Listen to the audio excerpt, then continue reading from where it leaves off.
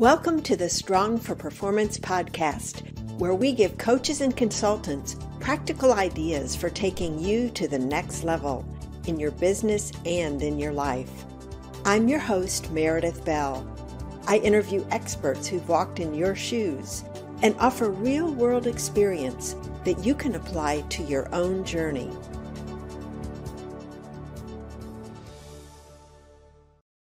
Welcome back to another episode of the Strong for Performance podcast.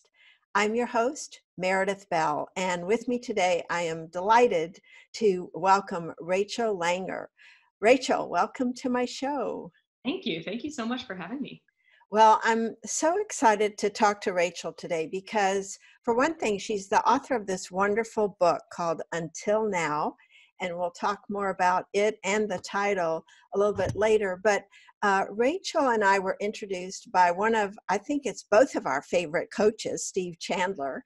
Steve was a guest on my podcast in an earlier episode, number 8, if you want to check that one out. But Steve is just a remarkable person, and I knew when he said, you need to meet Rachel, I was all in. So Rachel is a professional coach. She works with individuals as well as in the corporate world, teams and executives and couples. And one of the things that appealed to me, Rachel, about who you are and what you do is that you offer practical solutions. And that's what people are looking for these days. And she has previous experience in the business world working with attorneys in law firms. And then she decided she wanted a real change and went and pursued her master's in spiritual psychology at the University of Santa Monica. So in your coaching, Rachel, I'm guessing you get to combine that left brain, right brain experience to help clients produce some amazing results. So before we get into the details and some of the questions I have from your book, though, tell us a little bit about your journey from the business world to becoming a coach. Sure. Thanks. I definitely started out in, I would say, business, corporate, law firms, et cetera. And I was much more on the administrative and on the organizational side. I'm just a kind of naturally organized person, a doer. So that was a good fit for me. But what I noticed over time and kind of over years was that my office, no matter what my role was in various different jobs and companies, my office would always be the place that people ended up when they had a problem or a question. And those were my favorite parts of my day, of my various jobs, my various positions, was getting to talk to people about whatever was going on in their world. It might be, a problem at work, something, an actual work problem with a project they were having, or an interpersonal problem with a colleague. Might have even been a problem with, something at home, a family issue. But whatever it was everybody ended up in my office. And I was like, that's the best part of my day, is when that's happening. And so I decided that, well, what if I just did that? How could I just have that be my job and not do all the other stuff, which I also liked, but how could I just do that? And so that's how I got in the coaching direction. And actually it was while I was helping a friend start a nonprofit organization out here in California that I met a friend of his who went to the University of Santa Monica. And I don't know about you, but every once in a while you meet someone and they have a certain something about them and you're like, I just want some of that. Like whatever he's got, I want some of that. Mm. And so I ended up talking to this fellow, and he was a coach and he had gone to the University of Santa Monica. And so I learned a bit about it, and that kind of got me going in that direction. But until that time, it was, spirituality. And as you said, kind of the intuitive side of things was nowhere in my vocabulary. That was a whole new world for me. Well, and you've been coaching since, is it 2011? When did you start your coaching practice? Yeah. So I would say officially my own business, where I wasn't working at any other companies, 2014. But I was coaching kind of on the side. I was one of those, like, I need to keep my real job and have money, right, and have an income and figure out what I'm doing. So yeah, 2010, 2011. Well, in your book, one of the things I liked is, it's one of the topics you cover in it is around spirituality, but you're not talking about religion. whether it's organized or not. But it was interesting, this whole concept of, and I loved your questions at the very end on, think about what is it you do believe. Yeah. And of course, some of the work that I've been doing on myself over the last few years have to do with what are some of the beliefs I've thought were true, and then they get blown up Yeah. as I really examine them. And I think in your role as a coach, you do that a lot, as far as getting someone to examine a thought or a feeling or strongly held belief that they have. And when you see them getting stuck, what are some of the things in terms of questions or guiding that you do to help them move from that place of being stuck? Yeah. Oh, that's a great question. Um, the idea of questions, I think, is really important and really powerful. And my father is a scientist, and growing up as a child, a lot of people have stories. We'd come home to the dinner table and what'd you do today, or what'd you get on your math test, or whatever. And I didn't get that. Me and my sisters did not get that. The question we got from my dad was, who asked a good question in school today? Whoa. What question did you ask in school today? That's the question we got every day at dinner. And so it taught me about the power of questions. And what's interesting as a coach to me about questions is that it's not actually so important that you know the answer to the question. The important and powerful thing is that you're willing to ask the question. You're willing to be curious. You're willing to be open to what the answer may be. So a lot of times when I encounter people who are stuck, or even I myself am stuck, which of course happens, getting back to, what do I believe? What am I thinking about this? What am I making real about what's happening? And is that true?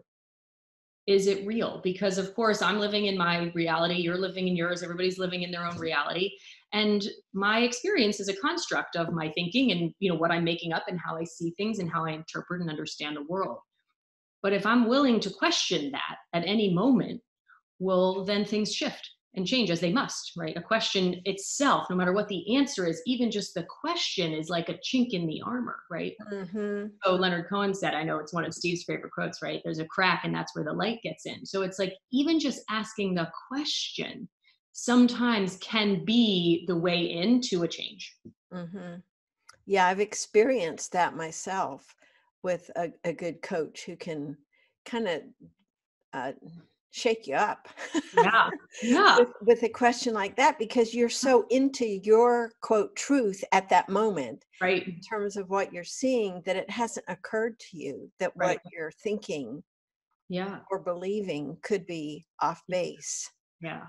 It comes up a lot with money. People want money. I need more money, or I want to make more money, or I don't have enough money. And it's like, well, why do you want money? Well, everybody needs money. Well, sure. Okay. We need to eat, we want to pay our rent or our mortgage, or we have to make a car payment or put gas in our car or whatever. But okay. Lots of people don't have very much money at all and they're just fine. And lots of people have tons of money and they're miserable. So why do you want money? What does money mean to you? What are you going to do with it? Why is it important to you? And I'm always surprised how people have never thought of that, right? So everybody just wants money. It's like, trust me, I love money too, but it's like, I know what I want to do with it. I know what it means to me. And I definitely know what it does not mean to me. So it's like anything, any topic, it seems the most mundane. Why would you want that? What are you going to do with it? Why is it important to you? Why do you think you need it? Why do you think you need that number? Why is that number important versus this other number, right? Numbers are neutral. It's whatever meaning we put on it is the meaning, but a number itself is neutral. So I had a conversation. I had 2 calls with different clients in the same day. This was several years ago. And one person said, I just want to have X amount of dollars. If I just had that, I would feel secure. I would be ready. If I just had $10,000 in the bank, I would feel good. And the next client came in and said, oh, I only have $10,000. I'm broke. It's a disaster. And it was literally the exact same number they said. And one person was elated and one person was terrified by that number. So that's the way it is. It's all what we make of it. That is such a great example, because it is so true. We hold these thoughts Yep. that then cause us to draw conclusions, and then we behave and operate based on those conclusions without stopping to think, what's behind it. Yeah. And So me too. I love that. I, I do it Well, too. yes, as you know, the folks that are listening to this, some of them are coaches, consultants themselves, Right, right. and in other kinds of helping professionals, and they're really good at asking questions of other people. But one of the things that I think is so nice with what I do here is they're getting to think about, how does this apply to me? Mm, And yeah, look at their own lives in addition to how might I use this in my business or with my own clients. So great. I love that this conversation can serve multiple purposes with Yeah. them, because I think sometimes we're tempted to take at face value what Mm, someone says, and not, because we're just have it ingrained in us to be nice. Don't challenge somebody's thinking, and yet that's what a really good coach does. It's why we pay to work with them, because they right. will push us to go beyond what we would normally want to do. Yeah. Um, there are some concepts that I want to get into from your book. And one I think is universal to everybody, this idea of being paralyzed by fear, Mm, and that keeps us from taking action. And I loved the example you gave in that chapter about the writing of your book. mm. So, would you talk a little bit about how do we work through fear and move to take action? Yeah, yeah. Well, I think what's important to know about fear is that there's just no escaping it. This idea of, being fearless, and I don't, I think it's an incredibly rare person, and certainly for most people, an incredibly rare experience to be fearless. It can happen. But to me, the goal is not to be fearless. The goal is to recognize and understand our fear, be okay with it, and then do whatever we need to do anyway. Right? That's what courage is. Courage isn't doing something you're not afraid of. Courage is doing something you are afraid of. So for me, what you brought up about writing the book, I had kind of told everyone, I'm going to write a book. I'm going to do this project. And I mean, I never wrote a book before. I hadn't written anything since my last, paper in college. So it was debilitatingly terrifying. And for literally months, I carried around my notebook and my pen, and was thinking about what I was going to do, and chapters and titles and all this stuff. And just, I literally did not write one word. And I was so embarrassed, kind of, and so ashamed that I kept talking about it and not doing it, that as I wrote in the chapter, I couldn't take myself anymore. Like, I was so sick of myself, saying this over and over and being so upset and ashamed and embarrassed and not doing it and afraid, that I was like, I don't care if I just scribble. I mean, I don't care if drivel comes out. I don't care if it's nonsense. At least if I write something, I can say I'm writing, and then I won't be lying. I won't be a fraud. I won't be saying I'm doing something and I'm not doing, which always feels terrible as human beings. So that's what I did. And I, took myself, I got a burger and fries and sat with my pen and the paper, and stuff came out. And I find this happens with basically no exceptions. I have yet to find an exception that when myself, I am very afraid of something, and obviously when I work with clients and people are afraid of something, if I ask them to do it anyway, I'm like, oh yeah, no, it's really scary. Yeah, I could see why that would be scary. We talk about it for a few minutes. What are you afraid of? What might happen? Okay, this and that, whatever the reasons, they're all universal. And it's like, okay, well, that's normal. That's normal human stuff. We got no problem with that. And we all know how to do hard things. So let's do it anyway. And just yesterday, actually, I was on a call with a client who really wanted to email her mentor about some potential work opportunities. And she hadn't seen this woman in a few years, and she felt badly that she hadn't been in touch with her. And this person was very reputable in the field, and she was just kind of making her way. And, oh, I really want to email her. And I was like, great, let's do it now. And it was a panic, and I was like, no, you're going to put the phone down, and you're going to get out your laptop, and you're going to draft the email, and then you're going to hit send, and then you're going to pick the phone back up. We're going to keep going. And I can't do that. I don't know what to say. And it took her, like, I mean, almost our whole call, but she sent the email. It was done. And of course, within 20 minutes, the woman wrote her back, and they're having a meeting today, and it's all great. But it's that idea of being willing to be afraid, right? We're not going to not be afraid. We're human. We're not robots. So fear is part of the game. But knowing that we don't have to take it that seriously, knowing that we can do stuff that's hard. We all do hard stuff all the time. Nobody's gotten to be an adult in this world without having hard things happen, without being afraid and moving through things. So just knowing like, oh, fear is normal. I can still do the thing I'm interested in. And if I need support to do that, great. You can call a friend, call your sister, whoever. But yeah, it's like Liz Gilbert says in her book, Big Magic, right? Um, Fear can have a voice, but it can't have a vote. So it's like, I'm not going to pretend I'm not afraid, but I'm also not going to do the thing that I want to do. Mhm. That's really great, because I can, as you were describing this gal being so concerned about writing that email, I can think of things in the past where that little inner voice just talking away, oh, the ego kicking in Oh, about absolutely. why I shouldn't do this, or why what could happen. And when you really step back and examine it, it is silly. It In the scheme of life, of bad things that can happen, usually when we're struggling with a choice like that and an action to take that's outside our comfort zone, uh, it's so amazing what we do to ourselves, the pain and anguish we cause ourselves. We make things seem so big and so real. Hmm. And because we live our lives through our own consciousness and our own experience, that is our reality. Like if I'm making it real, then it is in fact real to me. But Yeah. again, the minute, to go back to the idea of questions, it's like the minute I realize, oh, everything that's happening in my experience is a construct from me, not from anybody else, not from anything else. It's just from me. So how real is that? It doesn't have roots, it doesn't have legs, there's no foundation underneath it except what I give it. So if I'm like, okay, I'm really scared, I'm not going to write this email, well then you bet I'm not. I'm like, okay, I'm really scared, I'm going to do it anyway, well then I can. But I can be scared either way. Hmm.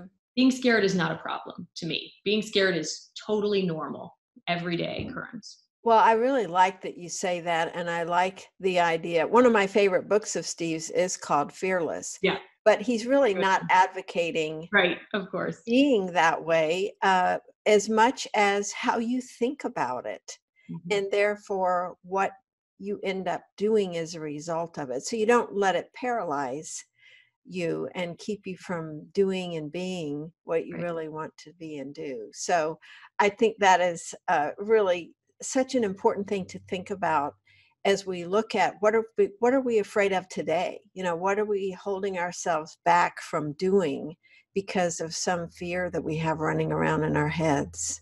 Yeah. Another one of my what were you going to say? I was going to say, and sometimes we don't even know it is fear.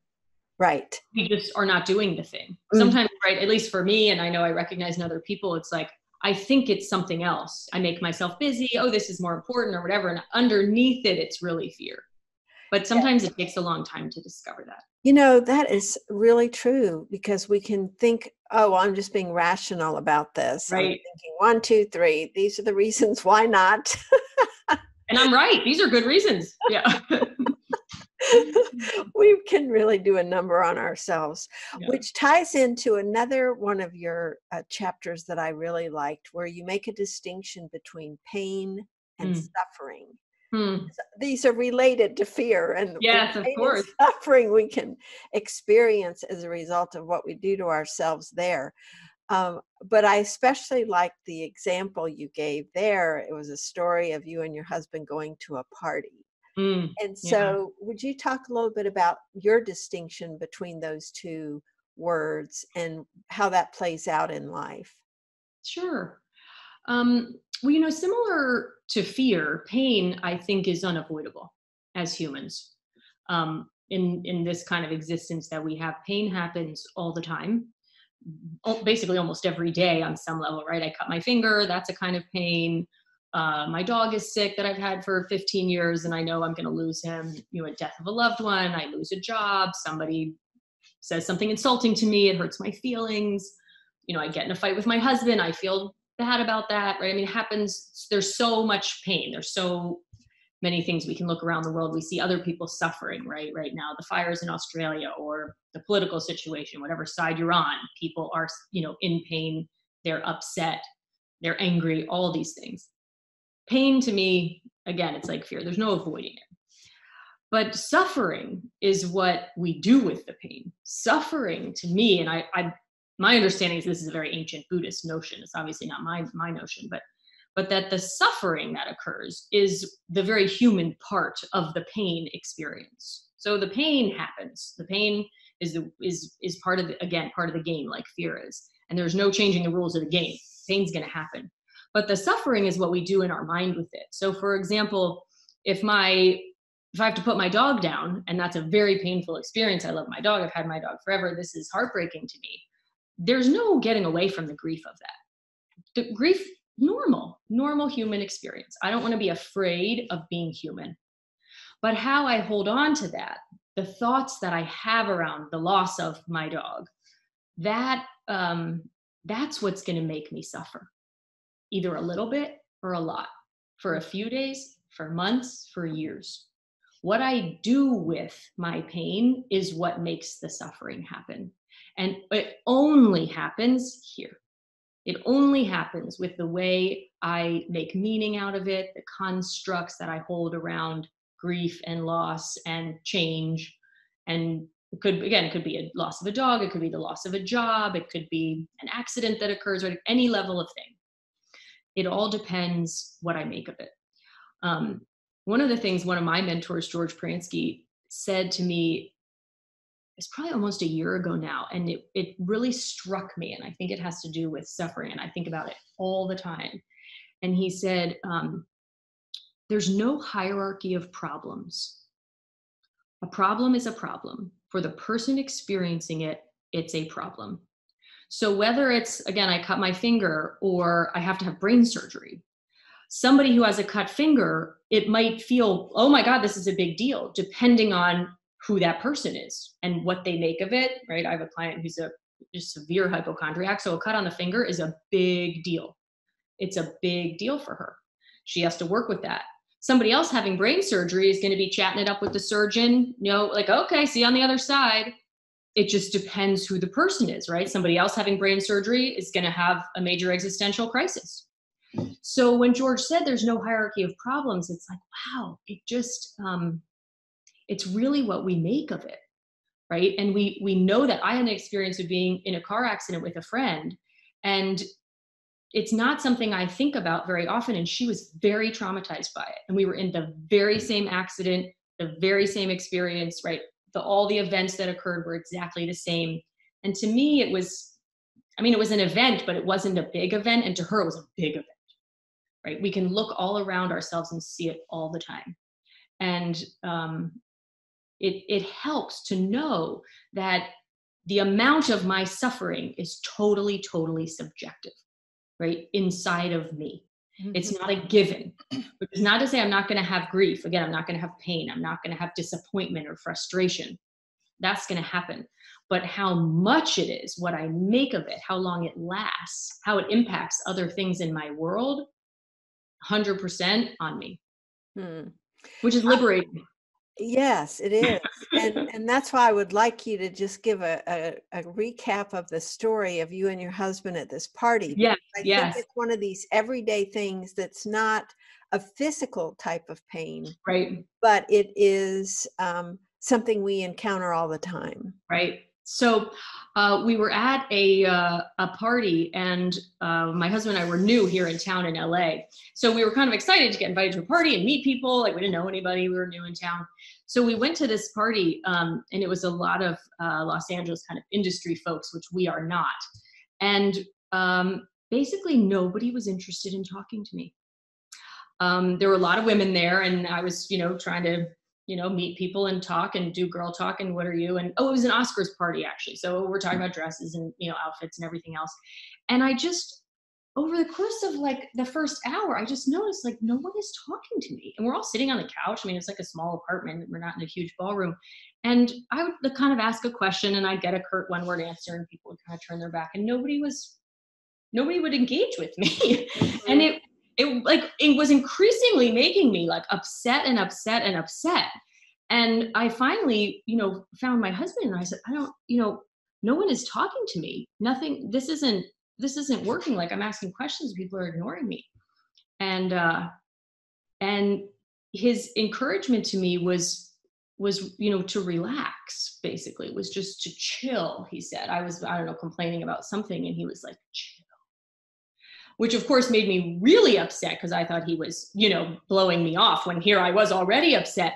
But I realized, like, oh, wow, I could make meaning out of this. Or I could sit with my husband and like have our own experience watching this party unfold. And it was a real shift in a moment for me of noticing, like, wow, he noticed it. I mean, he watched what was happening and he watched these women kind of, blowing me off. And when I came over to him, I was like, can you believe this? And he was like, and so he was right. And I was able to do it. Like, I had this flash of anger towards him, right? He's being an insensitive jerk. So I got past that and I was like, well, I don't want nobody on my side. And then we ended up, we kind of started gossiping about everybody, and we got in the car and we ended up having a really good laugh about it, right? It was a thing then that, from being really disappointed and hurt and offended and, self-righteous, my husband and I actually had a really nice experience of connection around it.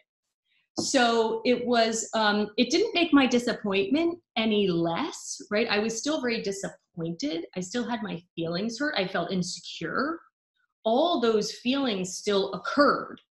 But instead of making it about that and focusing on that for the rest of the evening or the week or whatever, like we with my husband's help, right? He kind of snapped me out of it. Like, it turned into something else. It's not that, oh, the women weren't being rude to me. No, they kind of were. And yeah, my feelings were hurt, but I didn't have to make it mean more than that. And I got to have this other, fun experience with my husband about it. And it's actually, we still laugh about it. And we still actually keep in touch with one person from that party, which is kind of funny. And we're like, oh yeah, remember that party.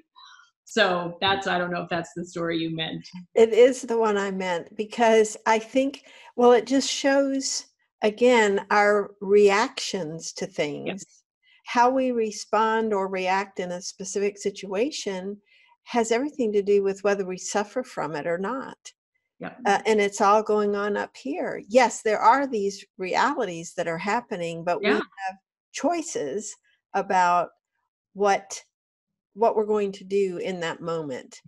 And I think that that's another chapter you had that I really like too, is this whole thing. It ties in with a couple, the idea of having choices, but then also being a victim or an owner, because I think they're very closely related.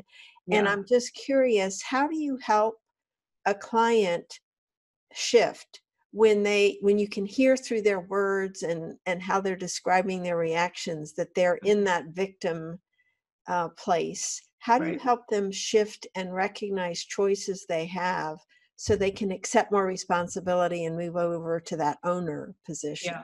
Yeah. It's a great question. I think what's important, an important piece of it, and really important point that I want to say and make, is that I think sometimes gets lost, excuse me, in this conversation, is we don't want to deny our feelings, right? Part of making those choices and, this idea of positive self-talk and these things, I think sometimes it gets bastardized a little bit in terms of, like, I'm going to talk myself out of feeling bad. Like, I don't need to ever feel bad. And one, I don't think that's realistic. I think we're going to feel bad, but I don't think it's helpful. I think having our feelings and being okay with having feelings, even really negative feelings, hurt feelings, sad feelings, angry feelings, whatever they are, is fundamentally important to the process of moving on. You can't just deny, like, there's no skipping steps. Mm-hmm. It's like, if I'm upset, I'm insecure, I'm disappointed, I'm afraid, whatever, that has to be part of it. Mm-hmm. And I think the switch from owner to victim, which again is Steve Chandler's, not mine, but I use it all the time thanks to him. It's a balance, right? Sometimes being in victim mode is where we need to be. Sometimes we just need to kind of sit and feel sorry for ourselves a little bit. At least I know I do sometimes, right? Sometimes is not the time to get up and go.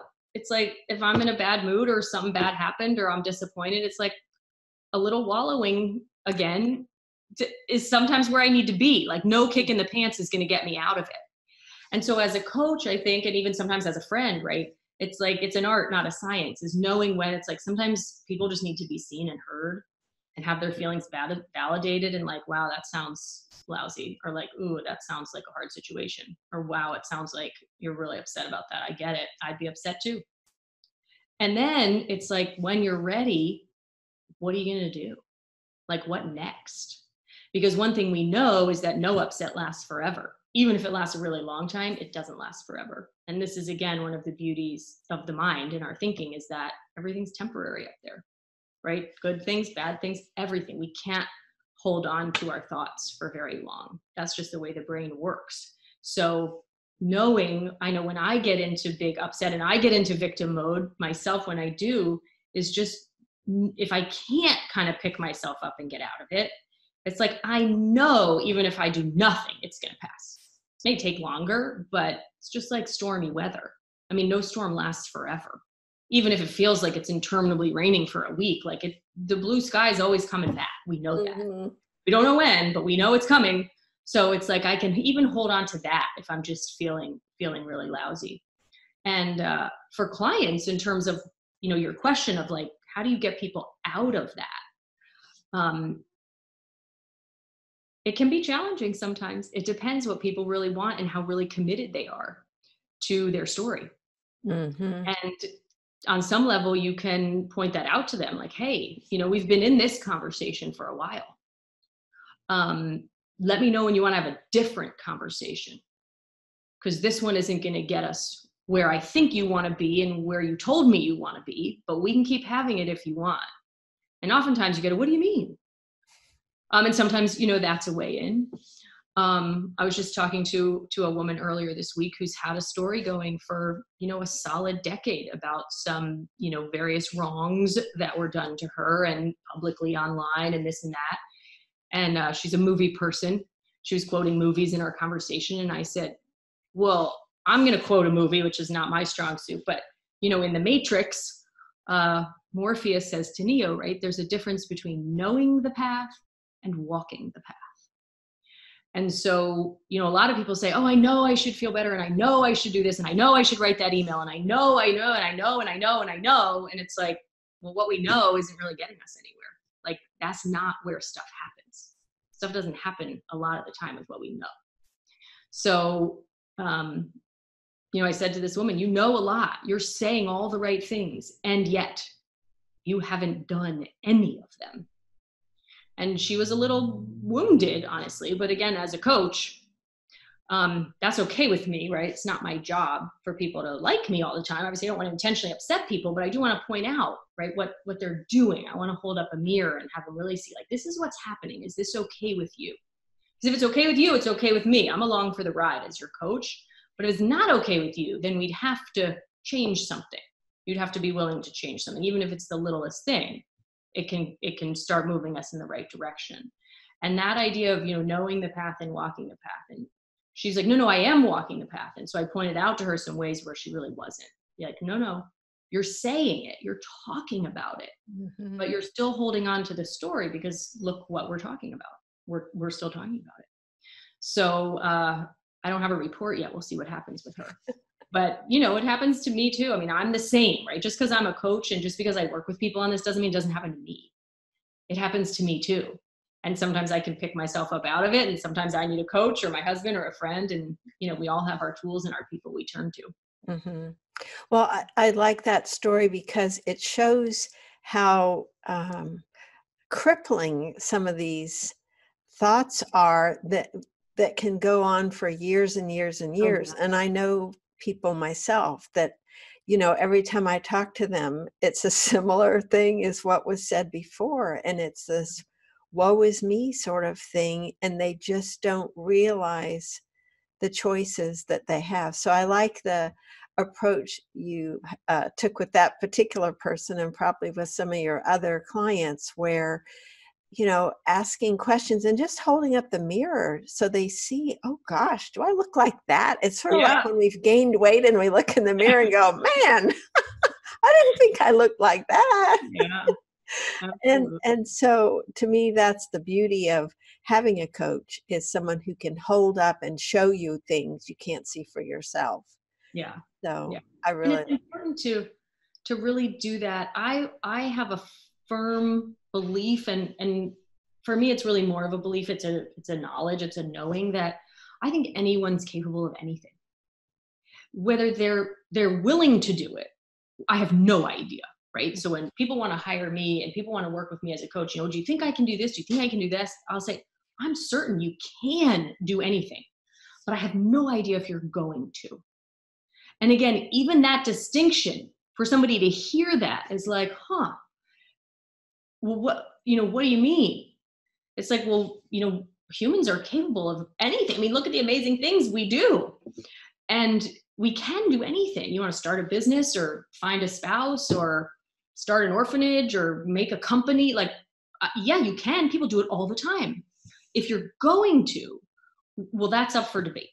That's what we're going to find out. If you're actually going to do the steps that you would need to do to achieve that goal, we'll have to see. And it's not on me, it's on you. It's also okay with me if you don't do it, right? I'm not here to judge, but if you tell me that's what you want to do, then I'm going to keep pointing out to you how you're not doing it. And then if you decide you want to keep doing it, we'll keep doing it. Mm-hmm. So we get there or not, or you can change your mind and say, actually, I don't want to do it. Okay, that's up to you. And sometimes that helps you get clarity about what you do want, because we can get in our minds based on what we think other people want of us, or those shoulds we put on ourselves. And when we strip that away, what's there that really does drive our passion and our wants and where we'd like to actually go. Yeah.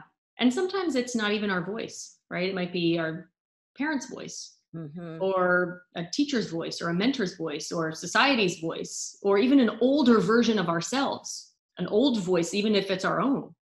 Oh, I've always wanted to write a book. Well, okay, I've always wanted since college, but now I'm 50. Maybe I don't have any desire to write a book anymore. That doesn't mean it's a failure. It just means I don't want to do that anymore. But understanding what's real today, what's actually happening now. For in reality, we can sort things out. We got to be in whatever reality is happening for ourselves in any moment. That's where the juice is. Yes. So another one of my very favorite topics was around slowing down, because I have been, and there was another chapter there on busyness, but the slowing down, just the way you wrote about that, it resonated with me, because I'm one to, move fast, whatever it is I'm doing. Don't let any dust settle behind me. So talk a little bit about what does it mean, first of all, to slow down? Yeah. And why is that important? Yeah. I appreciate you asking the question, because I think there are some misconceptions around slowing down, because so many of us in just, Western society right now are just so busy. There's so much to do. Work, life, children, bills, hobbies, travel. I mean, the world is so amazing. There's so much out there. We get really busy, and to think of slowing down means we're going to miss stuff, or we don't get to do things, or it's not going to work out, or people will think we're lazy, or who knows, right? And there's so many things. Slowing down to me is not about, in many ways, the actual physicalness of slowing down. Though I think I wrote in the book, and we were laughing earlier about how I'm prone to rushing physically in my world, and I bang into things, and I just know when I end up with bruises on my leg, right? I've been hurrying too much. I'm going fast. And I will literally often stop physically and say, slow down, Rachel. I do that, maybe once a week, even to this day. But really the importance of slowing down is in our minds. And I think it was George Pransky also, I mentioned him earlier, but who has this metaphor of driving on the freeway. And it's if you are, driving 100 miles an hour, you're going to miss your exit, and you're way more likely to get in an accident. But if you're going the speed limit, if you're going 55 or 60, you can change lanes safely. You're definitely going to get there. You're going to make your exit. It's going to be safe. That's where you want to be. And I think that for me, I can say, and I know working with clients, we talk about this a lot, is that the speed of our minds and the amount of stimulation that we're all receiving now with dings and beeps and emails and, social media and phones and computers and CNN. I mean, I don't know I hardly watch TV at all, and certainly not the news because it's upsetting. But the number of things on the screen, if you turn on any news program, doesn't matter. There's a ticker, there's a this, there's a headline, there's the time. it's like, oh my gosh, my head's going to blow off. It's no wonder we're all worked up. So one of the things that I have been coming into a greater and greater understanding and a deeper understanding of is this idea of how our mind really works. And when our mind is going, my mind or anybody's mind, really fast, trying to process 1,000 things and doing lots of tasks and problem solving and directions and plans and everything else, we are not in our most creative, kind of intuitive, interesting place. We're very task focused. We're very detail focused. That can be useful. Those are good tools to have. They're good skills to have, depending on what we're working on in our day. But for general peacefulness, which is something I'm really after, like this is just my personal kind of value system. I know a lot of people, talk about happiness. Are you happy? Happy to me is a little less important than being peaceful, being calm. That's a feeling I really enjoy. Not normal for me. Kind of my default is not peaceful. So for me, peacefulness is an intention all the time.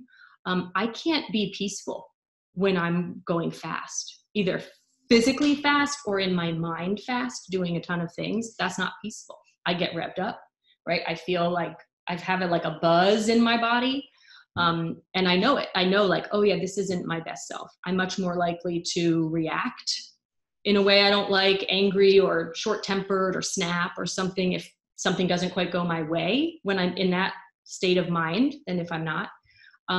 If I'm working on something I'm like struggling with or trying to figure something out, again, if I'm going fast, I can't be creative. I don't have my best ideas. I'm not my best problem solver. I want to be, when I'm kind of in my world in general, day to day, the slower I am, which is not to say I'm not doing things, I do a lot, but the slower I'm going and being in any one given moment at a time, I'm just way more effective at doing the thing I want to do. Even if the thing I want to do is sit and read a book for an hour and just relax. Like even doing that, but doing that slowly and get my cup of tea and sit here and actually pull the curtain so the sun's not in my eyes and like be mindful and sit and do that.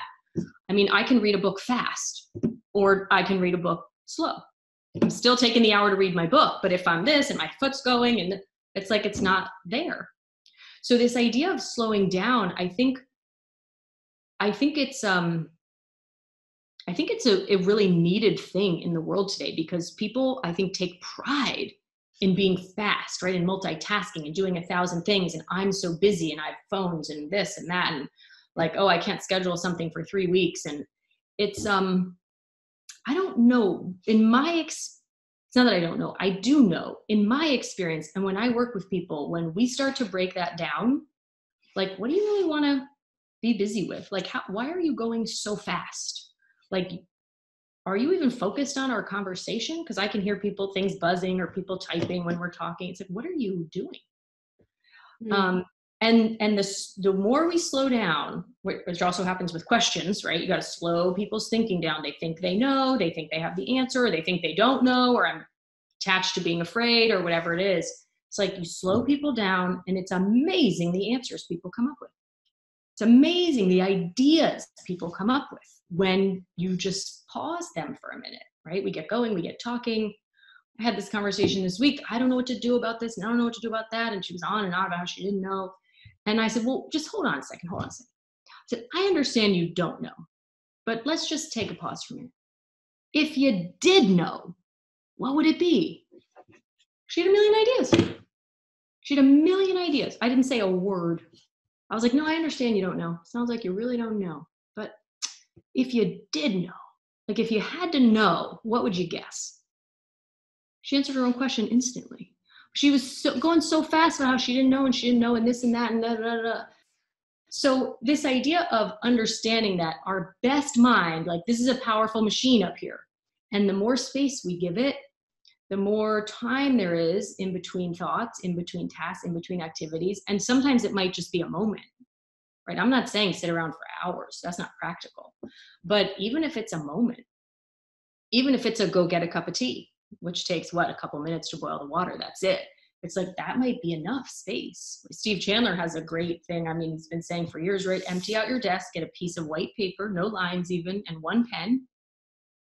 See what you get. If you have an idea, if you have a challenge, if you have a problem you can't solve, something you're not sure what to do, like, get out a blank sheet of paper. It will never stay blank, ever. Like, something happens when we give ourselves the time and the space, and we give ourselves really the permission to slow down and take a moment.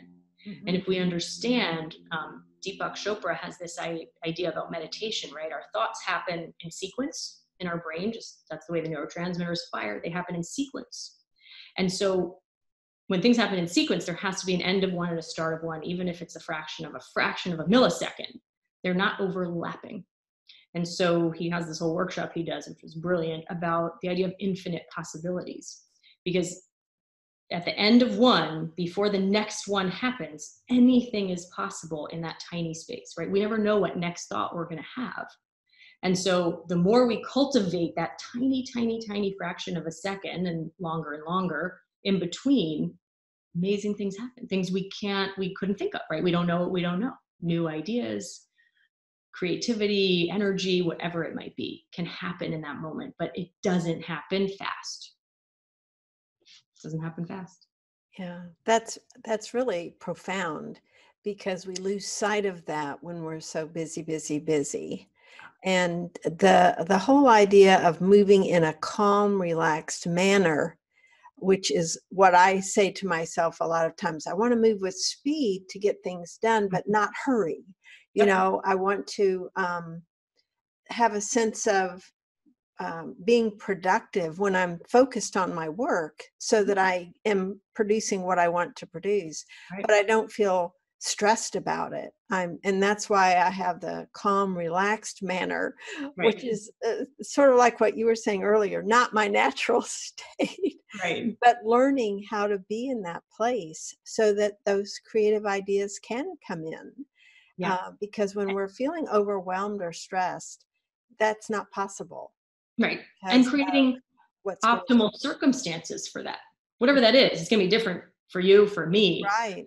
And then also, when I am revved up, which I get, of course, don't try and do that thing, right? If it's a creative thing or a big problem, like, that's not the time to tackle that, right? Notice that and realize, like, whoa, I'm revved up. Let me just do a different task for the dishes or laundry or something that's more meaningless.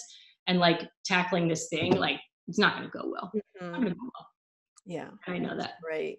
Yeah. You know, Rachel, we could talk for a long time. I know, this is so fun. I love this conversation. It's so fun. And you've just provided so much insight. We may have to schedule another one down the road, because I know there are other things that you've got so much experience and wisdom around.